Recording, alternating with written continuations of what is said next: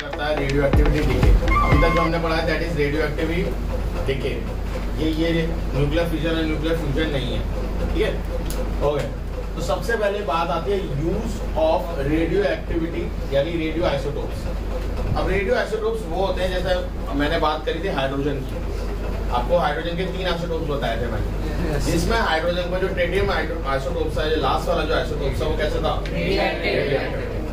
ठीक है। उसकी ऑब्वियसली उसकी अकरेंस बहुत कम होती है, बट उसको यूज भी बहुत करा जाता है अलग अलग फील्ड्स में, अलग अलग पर्पस के लिए, ठीक है। जैसे हम सभी एक तो यूज बहुत अच्छे से जानते हैं मेडिकल यूज में, क्योर ऑफ कैंसर, क्योंकि कैंसर के सेल्स अगर कहीं रह गए तो कैंसर दोबारा से आ सकता है बॉडी, तो उसको पूरी तरीके से खत्म करने के लिए कीमोथेरेपी होती है, जिसमें वो उसमें गामा रेडिएशन लिमिटेड अमाउंट में डालते हैं, ठीक है। मतलब इंटेंशनली कि वो उसको बर्न करते पूरे को डेड कर दो।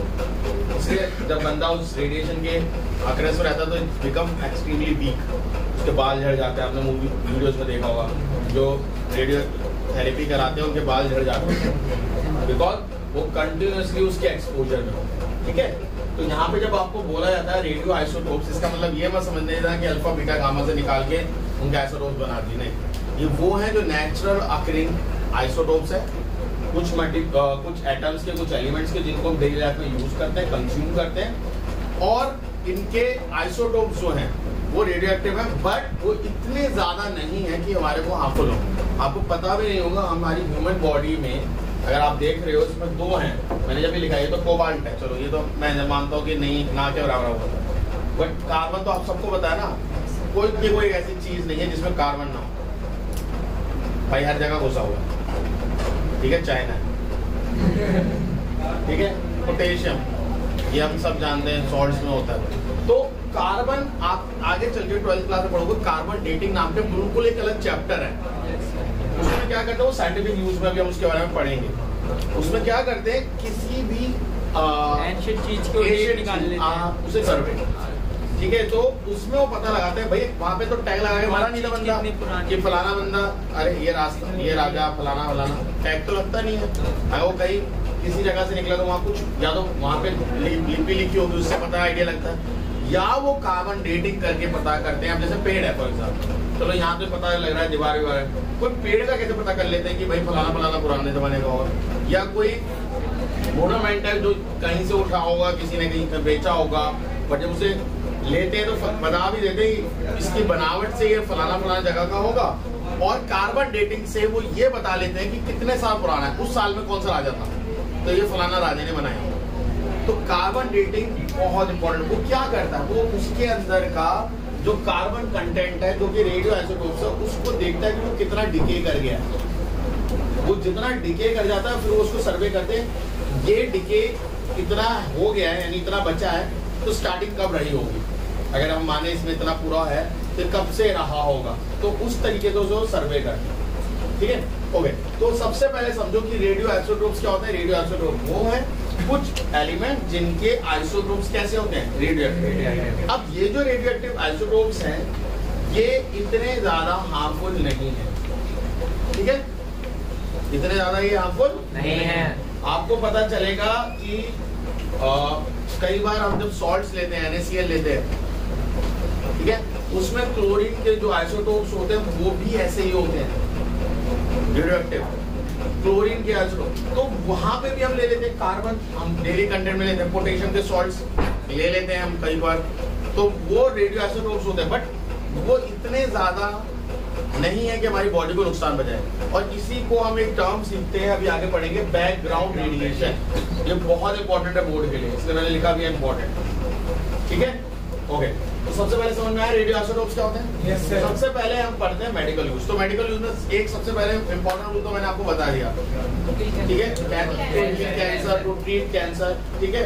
एक ल्यूकीमिया जो ब्लड की बीमारी होती है उसके लिए भी पर्पस के लिए यूज होता है, तो वो भी आपको पता होना चाहिए, उस ट्रीटमेंट के लिए भी यूज होता है।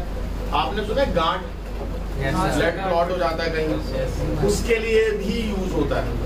वो क्या करते हैं, इसके आइसोटोप्स को आपके ब्लड में रिलीज करते हैं, अब वो आपकी पूरी बॉडी में फ्लो करता है। अब जहाँ पे गांठ होगी वहां जाके वो इकट्ठा हो जाएगा, वो उसके पार्टिकल को ट्रेस करते हैं, कहाँ गया कहाँ गया कहाँ गया, अरे यार इमेजिन करो आपकी बॉडी में कुछ ऐसा लगा दिया जो ग्लो कर रहा है, ठीक है, और अंधेरे में मंद करके उसे देख रहे हैं, सो आपको वो ग्लोइंग पार्ट दिखेगा। वैसे इमेजिन करो आपकी बॉडी में ये जो रेडियो आइसोटोप्स है ये डाल दिए गए, अभी ब्लड के साथ ग्लो कर मूव कर रहा है। अब जो यहाँ पे यूनिफॉर्मली फ्लो कर रहा है वहां पे कोई ट्रेसर नहीं रहेगा, बट जहां पे वो बल्क में दिख रहा है इसका मतलब ट्रेसर वही है, ठीक है। समझ में आया मेडिकल यूज में क्या है? एक बार इसको पढ़ लेना। Many diseases such as leukemia, cancer, etc. are cured by radiotherapy. ठीक है, ये सारे के सारे रेडियोथेरेपी से होते हैं। अगला सेकंड पॉइंट पढ़ो इसमें। The salts of weak radioactive isotopes. The salt of weak मतलब जो हमारे को उसके रेडिएशन से हमें कोई नुकसान नहीं है, ठीक है। दैट बैकग्राउंड रेडिएशन में भी हम ये से पढ़ने वाले हैं आगे। Such as radio sodium chloride. Radio sodium chloride. Sodium chloride तो नॉर्मल सॉल्ट है, टाटा नमक, दाने दाने में देश का स्वाद, वही नमक। वो कैसा है? Radio active. तो वो अगर आपके कंटेंट में जा रहा है या उससे रिलेटेड सॉल्ट आपके ब्लड में या इन सब में फ्लो कर रहा है तो वो ट्रेसर की तरह काम करता है, क्योंकि वो रेडियो एक्टिव है तो वो ऑब्वियसली रेडिएशन निकालेगा। तो हमारी जो रेडिएशन मशीन होती है, डिटेक्टर ऑफ रेडिएशन मशीन, वो डिटेक्ट करती है वो यहाँ जा रहा है, यहाँ जा रहा है, तो यहाँ रुक गया, तो उस जगह को वो चेक करते हैं, वहां पे अगर कुछ गांठ है या उस पर्टिकुलर को ऑपरेट करा जाता है। तो ऐसा नहीं पूरी बॉडी को वो बैठ जाके देखने लग जाता है। Radio iron, radio iodine called the tracers. और इन सबको क्या बोलते हैं? ट्रेसर्स। क्या बोलते हैं? ट्रेसर्स भी दिखेंगे या रेडियो एक्टिव ट्रेसर्स भी दिखेंगे, ठीक है। These tracers are used to detect the suspect brain tumors and blood clots. ठीक है, ब्लड क्लॉट जो मैंने बताया, ब्लड क्लॉट के लिए, ट्यूमर्स के लिए यूज किया जाता है, ठीक है। ओके, नेक्स्ट पढ़ो। Gamma rays. साइंटिफिक पढ़ो। Alpha particles emitted from the radioisotopes are used as projectiles for nuclear reaction. अब देखो, न्यूक्लियर रिएक्शन के लिए भी यूज करते हैं और किसी एटॉमिक चीज का सर्वे करने के लिए भी यूज करते हैं। मैं आपको एक एग्जांपल देता हूँ। आपने किसने एक्सपेरिमेंट पढ़ा है? Gold leaf electroscope, gold leaf experiment, जिसमें वो पतली सी गोल्ड की बनाता है और उसमें से रुदरफोर्ड गोल्ड लीफ एक्सपेरिमेंट जो करता है उसमें स्ट्रक्चर ऑफ न्यूक्लियर बताता है कि सेंटर पार्ट में कई पॉजिटिव पार्टिकल, तो किसमें क्या बम्बार्ड करा रहा था वो? Alpha particle. तो वहां पे यूज नहीं होता होगा इसका। कहाँ से लाते हैं अल्फा पार्टिकल? अल्फा पार्टिकल क्या है? हीलियम न्यूक्लियस ही तो है, तो वो कहाँ से ला रहे हैं? एक रेडियो एक्टिव एलिमेंट ही तो रखा होगा वहां पर। तो क्या रेडियो एक्टिव एलिमेंट का स्ट्रक्चर ऑफ एटम के लिए यूज नहीं है? स्ट्रक्चर ऑफ एटम के लिए, क्योंकि वही जाता है और पेनिट्रेट होता है या कह सकते हैं डेविएट होता है पार्ट से, और बताता है कि सेंटर में कैसा पार्ट है, एक पॉजिटिव, और बाकी सारा का सारा एटम में क्या है? खाली जगह है, क्योंकि वो सीधा निकल गया ना। तो थोड़ा बहुत डेविएशन वो सेंटर पार्टिकल से, वो सेंटर पार्टिकल मतलब इसका सेंटर में क्या है? एक पॉजिटिव पार्टिकल है। यार देखो, गोल्ड लीफ मानो बहुत बड़ा बना रहा हूँ, तो ये मान लो अगर ये एक एटम की बात कर रहे हैं तो यहाँ है, तो यहाँ से एक करीब कहते हैं वो एक इलेक्ट्रॉन में आता है, बाकी सब ऐसे डिवाइड कर जाते हैं इधर उधर, और वो इसके बम्बार्डमेंट को एक फ्लोरोसेंट शीट पे ऑब्जर्व करता है, तो देखता है यहाँ सेंटर ओरिजिन में कोई पार्टिकल नहीं है। इसका मतलब जो सेंटर पार्टिकल है वहां पे कोई पॉजिटिव है, क्योंकि पॉजिटिव को रिपेल करता है, नेगेटिव होता तो अट्रैक्ट मार देता। फिर उसने कहा कि देखो इस पोर्शन से आया और इस पोर्शन तक नहीं आया, तो उसने उसकी प्रोजेक्टाइल देखा, तो उसने कहा यहाँ पे कोई सेंटर में पार्टिकल है जो कि पॉजिटिव है, और क्योंकि बाकी सब जगह पे सीधा सीधा निकल गया, इसका मतलब बाकी सब जगह कैसी है? ऐसे उसने उस स्ट्रक्चर, एटम के स्ट्रक्चर को बताया, इंट्रोड्यूस किया दुनिया को। समझ में आया? आगे बढ़ो।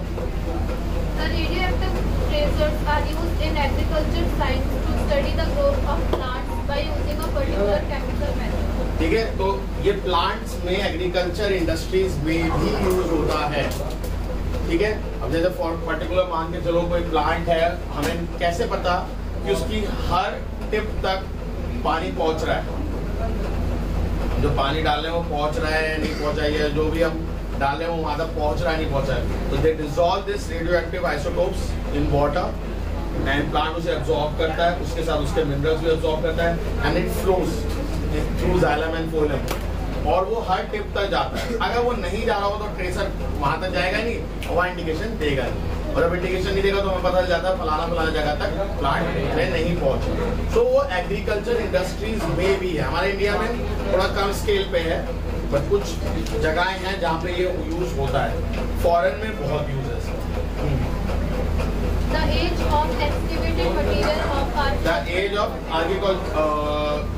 आर्किटेक्चरल सर्वे में पता लगाने के लिए कि कोई आर्टिकल कितना पुराना है, फलाना ये जमाने का है, तो वो कैसे पता करते हैं? वो जैसे मैंने बताया कार्बन डेटिंग, वो ये बताते हैं कि ये कार्बन में इतने अगर एटम्स थे स्टार्टिंग में और अब इतने डिके हो गए हैं, कितने साल हो गए इसको डिके होने में। इसका फॉर्मूला 12th में आप पढ़ोगे। जी हाँ, तो क्या लग रहा है? तुक्का बजाते हैं, चार निकले होंगे, तो मौसी के घर गए अभी तक वापस नहीं आए।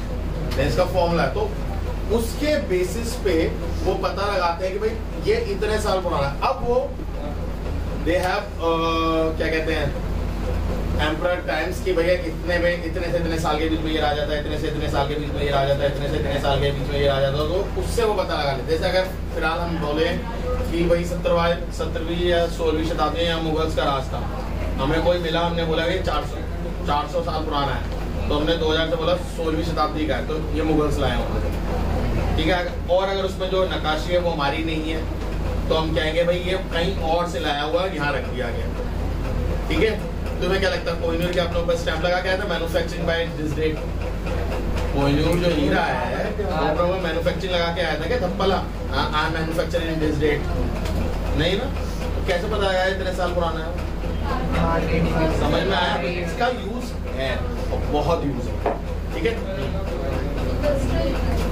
Radioisotopes such as are used as fuel for the atomic energy reactors. Industrial में U-238 uranium 238 use as a fuel. अगर आपको पता हो न्यूक्लियर पावर प्लांट्स क्या होते हैं, जो बिजली देने के लिए यूज होते हैं, और इट्स वेरी मच प्रोडक्टिव। बस हम एक ही पर्पज है उसमें, एक ही डर है कि बाय चांस अगर वो लीक कर गया या कुछ भी अनकंट्रोलेबल हो गया, तो बेटा जहाँ लगाया उसकी 50-100 किलोमीटर की रेडियस में जगह तो लेके जाएगा, और उसके बाद का 100 रेडियस में रेडिएशन होगा, तो 200-300 मतलब इमेजिन करो दिल्ली में लग रहा है, तो हम तो जाएंगे हम ना बचेंगे, ठीक है। और इधर तक अलीगढ़, अहमदाबाद, ये सब जगह अहमदाबाद नहीं सॉरी अलीगढ़, इटावा, मैनपुरी, इधर काफी एरिया चला जाएगा। बस इस वजह से थोड़ा सा डर, क्योंकि इसके अगर आप इसके हार्मफुल इफेक्ट्स पढ़ोगे तो इसके हार्मफुल इफेक्ट्स सबसे पहले तो होगा आपको कैंसर होता है, ये बेसिक है, ठीक है। इवन इसका जो सबसे लीस्ट रेडिएशन बोलते हैं एक्सरेज, अगर उसमें भी आप काफी टाइम तक रहते हो, खासतौर पर बोला जाता है प्रेग्नेंट वुमेन्स को नहीं जाना चाहिए, क्योंकि उनको तो इफेक्ट नहीं होता, बट जो जीन्स डेवलप हो रहे हैं बेबी के, उसको वो इफेक्ट कर सकता है, they have that much tendency. तो इसमें क्या कहते हैं रेडियोएक्टिव एलिमेंट्स में चीज को ट्रांसफॉर्म करने की एबिलिटी भी होती है। अगर आपको हिरोशिमा नागासाकी की एक डॉक्यूमेंट्री है उसे देखना, बोला जाता है आज भी वहाँ पे बच्चे क्रिपल्ड हैं, अंधे हैं, they does not have any fingers, उनकी कुछ फिंगर्स ही नहीं है, they have 2 fingers, some have only 1 finger, some have blind from one eye, some have crippled legs।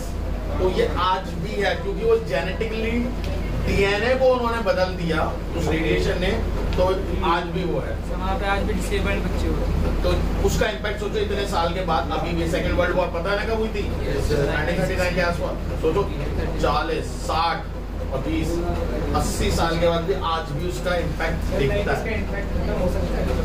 उसका इम्पैक्ट इवैल्यूएशन के साथ हो, जैसे हमारी अगर हम बोले हमारी मैनकाइंड कितनी साल पुरानी है, तो बोलते हैं 6.4 बिलियन ईयर, सबसे इवॉल्व होते होते आज हम इतने इवॉल्व हो पाए।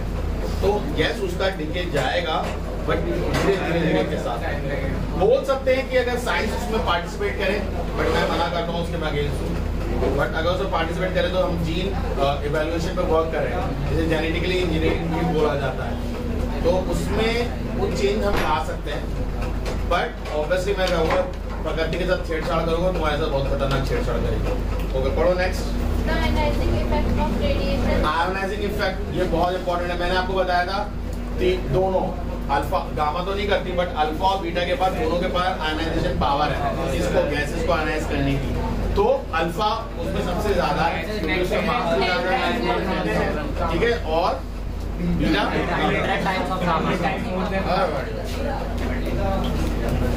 Knowing the penetrating power of the अब पेनिट्रेशन पावर में भी यूज होता है। पेनिट्रेशन पावर में सबसे ज्यादा कौन है? इसे बहुत कम यूज करते हैं, वैसे डिस्ट्रक्शन तौर पे तो ज्यादा यूज होता है, बट अल्फा को यूज हम ज्यादा करते हैं, जैसे वो एक्सपेरिमेंट की बात करें वहां पे। Okay, next, harmful effect of radiation. Harmful effect क्या होते हैं? जैसे मैंने अभी बताया, कैंसर हो सकता है।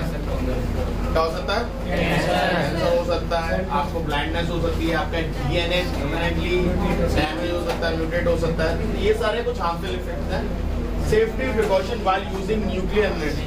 न्यूक्लियर एनर्जी खासतौर पर न्यूक्लियर पावर प्लांट्स की बात होती है।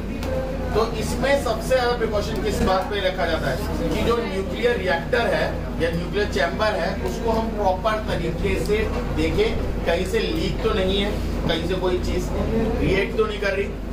दूसरा, जो न्यूक्लियर आपके फ्यूल्स है, इंस्ट्रूमेंट्स है, उन्हें प्रॉपर ही तरीके से कंडक्ट तो कराया जा रहा है।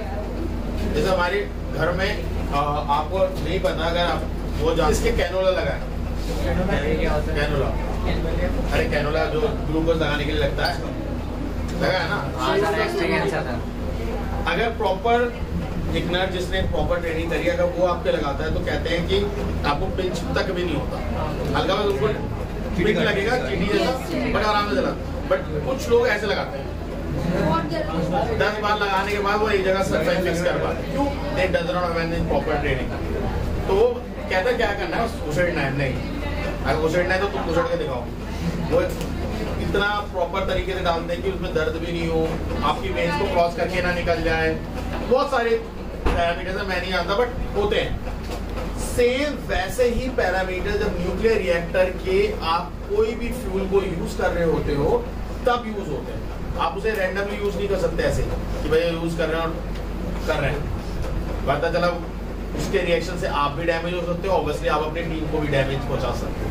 और लास्ट, अगर इसमें अगर आपको पता है न्यूक्लियर रिएक्टर में एक चीज यूज होती है, वाटर एज अ कूलेंट, ठीक है, हैवी वाटर यूज करते हैं एज अ कूलेंट। तो वो जब पास करता है तो वो वाटर क्योंकि उसको बार बार ठंडा कर रहा है, उसकी एक्सेस ऑफ एनर्जी को निकाल रहा है, तो that water becomes radio active. You can not dump that water into river, चल भाई फेंक दे, वहां की मछलियां मार देगा, वहां का इकोसिस्टम डेड कर देगा। तो न्यूक्लियर वेस्ट जो निकलता है उसमें से, उसको भी you have to treat it very carefully, because that nuclear waste is also radioactive. तो रेडिएशन मतलब रेडियो एक्टिव एलिमेंट्स को हम यूज कर सकते हैं, यूज बहुत अच्छा है, कम जगह में बहुत ज्यादा एफिशिएंसी देता है, सब कुछ है, बट इसके ड्रॉबैक्स भी हैं। जैसे हमारे इसमें इंडस्ट्रियल भी में कैसे होता है, इंडस्ट्री लगाओ, वेस्ट तो कहीं भी फेंक देंगे, रिवर्स में कहीं भी फेंक देंगे तो देखा जाएगा ना। पेपर में वो सब काम बिल्कुल सब सही है, सब जगह प्रॉपर हुआ है। हमने 10,000 पेड़ लगाए, भले 2 पेड़ ना लगाए, तो वो पेपर वर्क हमारे यहाँ, ठीक है। वो किसी ने मूवी देखी नहीं, वो शाहरुख खान की, जाओ देखो, उसमें ये तो दिखाया हुआ है इंडस्ट्रियल वेस्ट किस तरीके से यूज करते हैं। वो कहीं दुनिया के हर चीज जो जहाँ पे बैन है, जैसे हमारी मोस्टली चीजें बैन है, वो इंडिया में चल रही है, प्रॉपर देखा है, सब चलता है, सब चलता है, ठीक है, हम स्ट्रॉन्ग है। Okay, next, safety precaution while using nuclear energy. ये मुझे पढ़ने दो, ये भी बहुत इंपॉर्टेंट है। Okay, we have read that nowadays electricity is also generated by the use of nuclear energy. आज के ज़माने में ज़्यादा मैंने बताया न्यूक्लियर रिएक्टर में इतनी अमाउंट ऑफ एनर्जी रिलीज होती है। अगर मैं आपको बोलूँ E=mc² ले लो फॉर एग्जांपल, अगर 1 ग्राम यूरेनियम पूरी तरीके से खत्म हो रहा है, उसे यूटिलाइज कर रहे हो, तो वो एनर्जी निकालता है 3 × 10⁸ की पावर 2, तो 9 × 10⁻16 जूल एनर्जी निकालेगा, which is equal to 10,000 ton of coal। जितनी एनर्जी वो बनाता है वो सिर्फ 1 ग्राम यूरेनियम निकालता है। हाँ, इतना इतना 10,000 टन और ऑब्वियसली पोल्यूशन भी रुकेगा, तो बहुत सारी जगहों में तो फायदा तो है। इससे उसके आसपास का ज्यादा एरिया खाली होता है, वो करना ही पड़ेगा, नहीं करेंगे तो कोई मतलब। ठीक है, नेक्स्ट देखो, safety major while establish a nuclear power plant. Nuclear power plant बनाते वक्त ऐसा नहीं देखना कि कोई बाहर आसपास कोई नेचुरल इकोसिस्टम है तो वो वहां नहीं लगा सकते, वहां पे कोई सिविलाइजेशन है नियर पास तो आप नहीं लगा सकते। इंडिया में यही सबसे बड़ा ड्रॉबैक था न्यूक्लियर पावर प्लांट ना सेटअप करने का। तो हमारे पास एक ही जगह है जहाँ पे न्यूक्लियर प्लांट हो सकता है, हाँ जैसे राजस्थान, वहीं पे हम कर सकते हैं क्योंकि हमारे पास वहाँ पे बहुत जगह खाली है। ठीक है, बट वहाँ पे हम लोगों ने एक और सेटअप कर रखा है, कौन सा है, सोलर पावर प्लांट का सबसे बड़ा प्लांट सेंटर वही है। Safety major while handling radio active materials, मैंने बताया रेडियो एक्टिव मटेरियल्स को आप ऐसे नहीं छू सकते कि चल भाई बॉल की तरह उठा लिया और चल फेंक के आता है। ठीक है, देखो उन्होंने कुछ दे रखा है, they should put on a special lead line apron and lead gloves. ये मैंने ऑलरेडी बताया, एप्रन समझते हो, तो वो किसका बना होना चाहिए, लेड। ग्लव्स किसका बना होना चाहिए, लेड। ये मैंने आपको कल लास्ट सेट भी बताया था, मोस्टली चीजें किसकी बनी होती है, लेड एब्जॉर्ब नहीं करता, एक तरीके से लास्ट एलिमेंट है जो रेडियो एक्टिव और नॉर्मल एलिमेंट के बीच का बॉर्डर है, तो वो सबसे ज्यादा रेजिस्टिव है, रोकता है उसको, एब्जॉर्ब नहीं करता, रोकता है, रेजिस्टिव है। ठीक है, the radio active substance must be kept in a thick lead container with a narrow opening. Radiation तो चाहिए हमें, बंद कर देंगे तो फिर क्यों रख रखा है। ठीक है, okay. Radio active material after its use known as the radio active waste and it should be dispose in a very डिस्पेटिक मैनर। मतलब उसे यूज करने के बाद ऐसे नहीं फेंक सकते, कहीं भी फेंक दिया, उसे कवर कर, हाँ कच्चे के डिब्बे में फेंक दे, चल भाई कोई बात नहीं, लेड कंटेनर में, लेड कंटेनर में उसको कवर करके ऐसी जगह, हम मोस्टली जगह पे हमारे पास दो ही जगह है, स्पेस, हम आगे कचरा डालने लग गए हैं। ठीक है, और ocean waters, deep ocean waters, not date में के ऊपर ही तैर रहा है, पैसिफिक डीप ओशन वाटर्स में जहाँ पे कोई इकोसिस्टम अब तक तो नहीं है, बट हम नहीं जानते हो रहा तो मतलब बहुत कम इकोसिस्टम है, तो वहाँ पे हम उसे डालते हैं। ठीक है, ओके। बैकग्राउंड रेडिएशन पढ़ लिए। The background radiation are the radioactive radiation such as alpha, beta, gamma to which we all exposed even in the absence of visible radioactive source। ये कहाँ होता है, मैंने आपको अभी बताया, जैसे ये कार्बन 14 ये हम सबके अंदर है। ठीक है, बट ये रेडिएशन हार्मफुल नहीं है, ये बैकग्राउंड में होता रहता है, इवन आपको रेडियोएक्टिव एलिमेंट नहीं दिखेगा, ये हो रहा है आपकी बॉडी के अंदर, ये कंटिन्यूसली हो रहा है। इसलिए अगर आपका कभी किसी बंदे का स्कल मिलता है कहीं पे, तो हम पता लगा लेते हैं फलाना बंदा इतने टाइम पहले मरा था, क्योंकि वो टैग लेके नहीं पहना, मैं बेटा इतने तारीख को मर रहा था, यहाँ सुसाइड नोट नहीं रख रखा उसने अपने साथ, देख लेना है पढ़ लेना। तो उसके हम कार्बन डेटिंग या कार्बन एलिमेंट कंटेंट को देखकर पता लगा लेते हैं भाई कितने टाइम वो पुराना है। ठीक है, कोई डाउट है तो बताओ जल्दी फटाफट। जी हाँ, मुझे पता था आप ही का, आप ही से मतलब था मुझे डाउट। सर इधर उधर से इस रेडिएशन से मतलब सर जो कॉस्मिक रेडिएशन है वो भी बाहर से भी आता है, तो वो भी हार्मफुल हो सकते हैं। हाँ बेटा, अब ये बस पूछ लेना हल कैसे बना। मैं कह तो उसके लिए कहूँगा वजह देखो, हल्की रेडिएशन है। ठीक है सर, वहाँ से भी वो स्ट्रॉन्ग रेडिएशन अगर आ जाए तो हमारे पास, हाँ बिल्कुल, उसके लिए हमारे पास एटमॉस्फेयर है, वैसे ओजोन भी है, reflect back that radiation. Ozone का काम ही है रिफ्लेक्ट बैक दैट रेडिएशन। जब तो कह रहे God is a good creator, is a master planner, उसने छोटी छोटी चीजें बहुत बारीकी से लगाई है, इवन तुम्हारे हाथ का नाखून भी, और उसके नाखून के आजू बाजू की जो खाल जो थोड़ी छोटी हुई होती है जिससे नाखून के अंदर कुछ ना जाए, सब परफेक्ट बन। हाँ हाँ, ये बैकग्राउंड रेडिएशन वही तो बोला, ये आपके मेरे इवन जो शायद तू जो आलू की सब्जी शाम को घर जाके खाए उसमें भी है। हाँ, तो उसमें भी है। जिस चीज में देखो, आप जो पढ़ते हो आज कार्बन एटम के बारे में पढ़ते हो, सही बात है। yes, sir। और कार्बन से आप जो जितनी भी केमिस्ट्री में पढ़ते हो सब कुछ आप बॉन्ड के बारे में पढ़ते हो।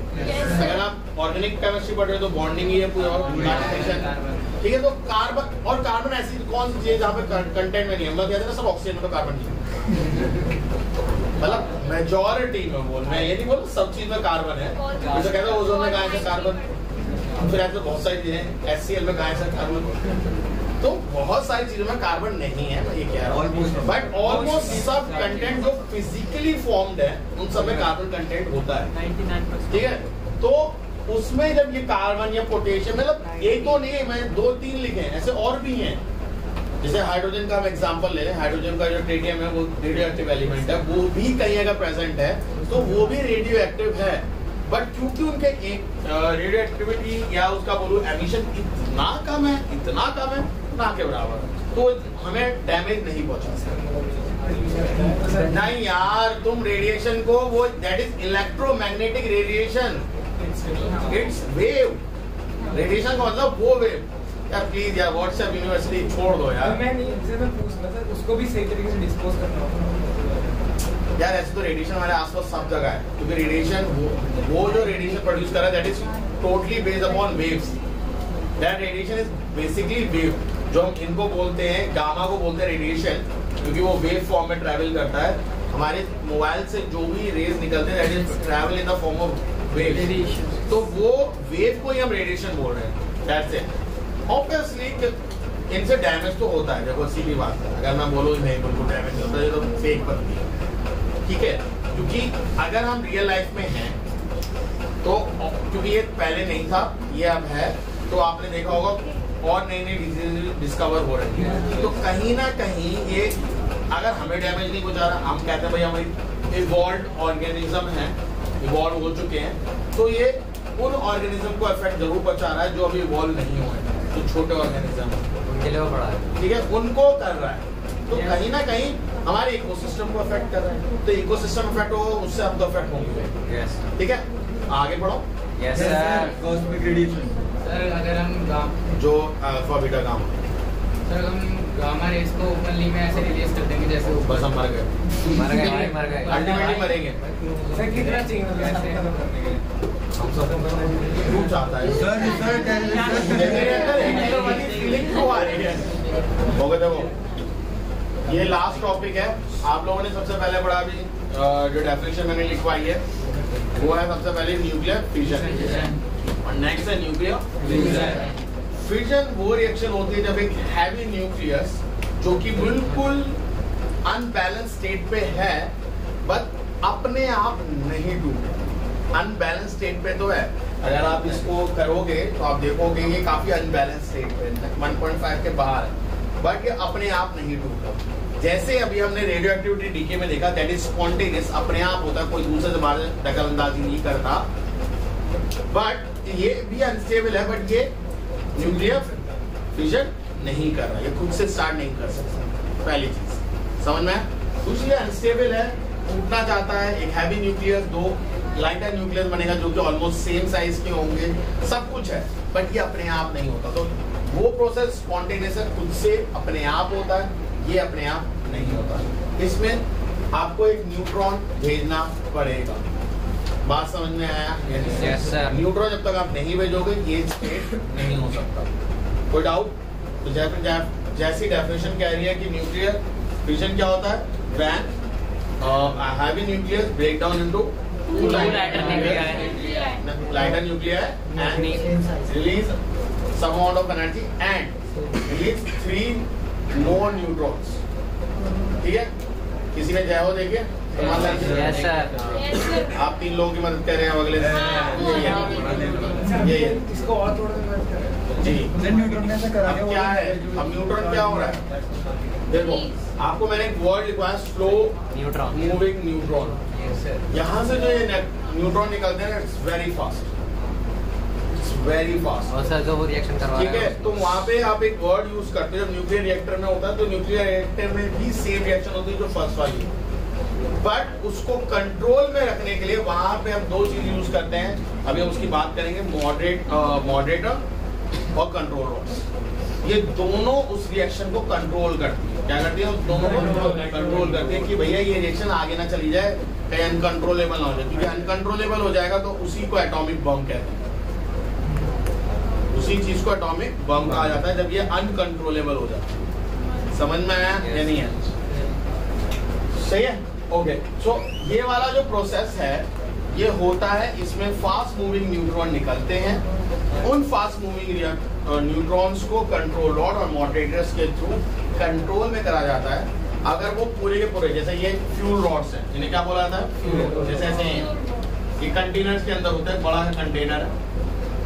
अब इमेजिन करिए ये हैं कंट्रोल रॉड्स, ठीक है, और यहाँ ये जैक है। अब इमेजिन करो जैक पूरा डाल दिया तो कंट्रोल रॉड्स ने एक दूसरे को ढक दिया, फ्यूल रॉड्स को पूरी तरीके से ढक दिया। मॉडरेटर में ही है जो स्लो डाउन कर रहा है, और ये कंट्रोल रॉड्स हैं। अब कंट्रोल रॉड को नीचे खींच लोगे तो क्या हो जाएगा?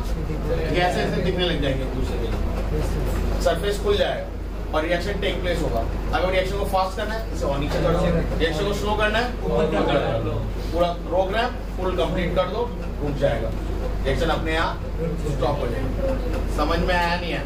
तो इस तरीके से ये जो प्रोसेस होता है, इस प्रोसेस को हम बोलते हैं न्यूक्लियर फ्यूजन। और यहाँ से भी काफी अमाउंट ऑफ एनर्जी रिलीज होती है। बस आपको स्टार्ट करने के लिए क्या करना है? एक न्यूट्रॉन को स्ट्राइक करना है। सर एक और बार बता दो फ्यूजन। न्यूक्लियर रिएक्टर में एक न्यूट्रॉन को हम स्ट्राइक कराते हैं। यूरेनियम दो हल्के हल्के न्यूट्रॉन न्यूक्लियर में घूमता है, ये दो हल्के हल्के में घूमता है, ये रेडियो एक्टिव नहीं है। इसके ऑब्वियसली रेडियो एक्टिव वेस्ट है, माइट भी करता है, तो इसे हम डिस्पोज नहीं कर सकते ऐसे ही रैंडमली, इसे प्रॉपर तरीके से डिस्पोजिंग करना पड़ेगा। न्यूट्रॉन्स निकलते हैं 3, बट ये 3 न्यूट्रॉन जो निकले इट्स वेरी फास्ट मूविंग, ये बहुत ट्रेमेंडसली फास्ट मूव होते हैं, तो इनको स्लो डाउन करते हैं with the help of moderators, ठीक है। और रिएक्शन को अगर बिल्कुल फास्ट करना है, स्लो करना है, ठीक है, तो हम क्या यूज करते हैं? Control rods. कंट्रोल रॉड्स पूरी ऊपर तक स्टिक करा दो तो वो पूरे यूरेनियम फ्यूल को क्या कर देते हैं? ढक देते हैं एक दूसरे से, एक दूसरे के रिस्पेक्ट में वो ढक जाता है, तो रिएक्शन रुक जाती है। और अगर उन्हीं की वजह से वो न्यूक्लियर रिएक्टर है, अदरवाइज वो भी न्यूक्लियर बम हो जाता है। अगर आप कंट्रोल रॉड और मॉडरेटर निकाल दो तो उसमें और एटॉमिक बम में कोई फर्क नहीं है, सेम ही है। क्योंकि एटॉमिक बम में आप थोड़ी चाहोगे ये जो शर्मा जी का घर है ना, इसी को उड़ा, वहां तो पूरा शहर पूरा देश उड़ता है। वहां आप ये नहीं चाहते भाई 4 जने का उड़े, नहीं, वो आप अनकंट्रोलेबल रिएक्शन चाहते हो आप। सर वो फटता है तो सर वो जो बॉम्ब होता है सर वो तब तक के लिए लाइक कंट्रोल में कैसे रहता है? जब वो कोई नहीं कर सकता मतलब जब तक के लिए जब वो तभी कंट्रोल हो सकता है जितना हमने उसमें फ्यूल डाला। नहीं, जब हम लेके जाते हैं वो बॉम्ब तो है ना, वो कंट्रोल कैसे होता है? मैं भेज ही नहीं रहा उसमें नाइट्रोजन न्यूट्रॉन टकराने के लिए। जैसे थोड़ा न्यूट्रॉन वो न्यूट्रॉन एक्चुअली 2 पॉइंट होते हैं, ठीक है। तो जब वो जमीन पर टकराता है, अगला पॉइंट उस पर जाके स्ट्राइक करता है, and that striking create reaction, और वो स्टार्ट हुआ, that is uncontrollable, you can not control it. और वो अल्टीमेटली जिस चीज के लिए बना है डिस्ट्रक्शन वो करेगा, फिर खत्म हो जाएगा, ठीक है। ओके, आप ओपेनहाइमर देखो, सबसे बेस्ट मूवी है उसके, ठीक है। अगर गाने पसंद नहीं है और तमीज से देखना चाहते हो कोई मूवी, तो ओपेनहाइमर बहुत अच्छी मूवी है, जाओ देखो, बढ़िया मूवी। हाँ, मतलब कॉन्सेप्चुअल है, उसमें दिखाया गया है कि कैसे वो उसने एक अच्छी सोच से बनाया bomb, then after that he realise कि मैंने क्या बना दिया। उसने अपने उस चीज को बना कर दिया कि जो मैंने बनाया it's a mass destruction, and वो एक ऐसी चीज होने, और फिर कैसे पॉलिटिक्स किसी इंसान को जो अच्छा बन रहा होता है, मतलब उसने दिखाया कि उसने रियलाइज हो गया कि गलत बना रहा है, उसने डिनाई करा, बट पॉलिटिक्स ने किस तरीके से उस बंदे का वो बदल के रख दिया, नहीं उसका नरेशन बदल दिया। अब जैसे आप लोगों ने अगर नहीं देखी तो आप वो भी देख सकते हो, अगर वैसा कुछ एक नरेशन चाहते हो, रॉकेटरी मूवी देखो, आर माधवन की है, उसमें भी दिखा रखा है कि कैसे एक बंदा पूरी डेडिकेशन के साथ, वैसे उसका कोई बात नहीं करता, बट उन्होंने दिखाया कि वो एक साइंटिस्ट कितना डेडिकेशन के साथ वर्क कर रहा है, बट कोई उससे पूछता नहीं है, ठीक है। ओके, तो देखो नेक्स्ट है न्यूक्लियर फ्यूजन। फ्यूजन नाम सजेस्ट ही कर रहा होगा, क्या क्या करता होगा, जोड़ता होगा, बट इसको बहुत बहुत बहुत हीट चाहिए, ठीक है, इसको करने के लिए बहुत हीट चाहिए। तो इसके लिए क्या है, ये ड्यूटेरियम किसका आइसोटोप्स है, हाइड्रोजन का ये दो जुड़े, create an isotopes of helium, helium फिर एक ड्यूटेरियम के साथ जुड़ा है, देन हीलियम एंड देन ये क्या है, प्रोटॉन। तो एक प्रोटॉन निकला, एक न्यूट्रॉन निकला, देन हम हाइड्रोजन को लिख रहे हैं उसे, और 18 mega electron volt energy release हुई। अब सुन लो, अगर ये इतनी हाई अमाउंट ऑफ एनर्जी से रिलीज होता है या बनता है या स्टार्ट होता है, तो ऑब्वियसली ये पॉसिबल नहीं है यहाँ पे कराना, इसे कंट्रोल हम नहीं करा सकते, ठीक है। अब तक तो हमने इसे कंट्रोल नहीं करा है, यहाँ पे तो हमारे पास कंट्रोल नहीं है, बट ऑब्वियसली बाद में से हम कंट्रोल कर सकते हैं, बाद में इसे कंट्रोलेबल बना सकते हैं, ठीक है। अब कैसे इसे कंट्रोल करा जाएगा, कैसे इसे कंट्रोलेबल बनाया जाएगा, बताओ। ठंडा गरम करके चालू हाँ, तो तू जाके इसमें पानी डालेगा। देखो आप इसे कंट्रोल नहीं कर सकते, ठीक है। अब ये रिएक्शन अर्थ में होना पॉसिबल नहीं है जब तक हमने हाइड्रोजन बम ना बनाया होता। अब हमने बना दिया है, ठीक है, फिजिक्स, ठीक है, हाइड्रोजन हमने बना लिया, तो भाई हम तो अपने खुद ही डिस्ट्रक्शन की तरफ जाने की और की जरूरत नहीं है हमें, एलियन आते रहेंगे, हम अपना सत्यानाश खुद करेंगे, ठीक है। तो मतलब होता क्या है, हाइड्रोजन बम स्टार्ट करने से पहले न्यूक्लियर फ्यूजन का बम, मतलब एक एटॉमिक बम पहले कराना पड़ता है, उसके बाद हाइड्रोजन बम स्टार्ट होता है। तो हाइड्रोजन बम ज्यादा डिस्ट्रक्टिव होता है कंपैरेटिवली एटम न्यूक्लियर बम से। ये कोई रिएक्शन, क्या होता है? टकराव, किसी पर टकराना, बम्बार्ड करना, ठीक है, ओके। अब समझो ये रिएक्शन जब तक हमने हाइड्रोजन बम नहीं बनाया था, ये रिएक्शन सिर्फ एक ही जगह पॉसिबल थी, कहाँ,